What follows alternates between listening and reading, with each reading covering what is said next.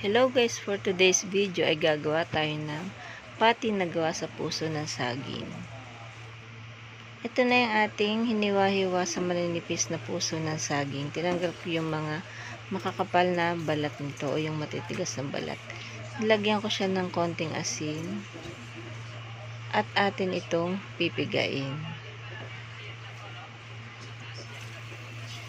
Banlawan natin to ng konti, tapos pigayin ulit natin.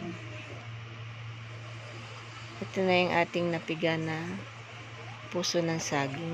Nilagay ko lang dito yung aking konting natirang pork giniling. Tapos nilagay ko na dito yung ating minced na garlic at onion, spring onion, at nilagyan ko din ng pamintang durog, asin, liquid seasoning, paprika, soy sauce, at hinalo ko itong mabuti. Nilagyan ko din to ng oyster sauce. Nilagyan ko din ito ng 1 large egg, 2 tablespoons na harina, at 2 tablespoons na breadcrumbs. I-mix ulit natin itong mabuti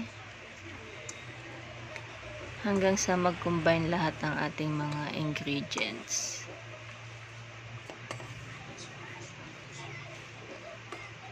Then, ipiprito natin ito sa mainit na mantika hanggang sa maging golden brown.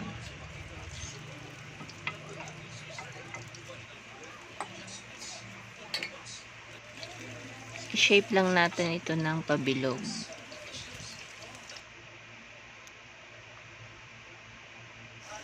Ito medyo golden brown na yung kabila. Baliktarin lang natin para maprito din yung kabilang side.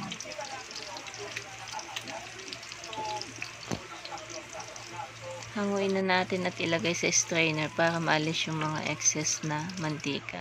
Ito na ang ating hearty pat o ang ating puso ng saging na patty. Thank you for watching.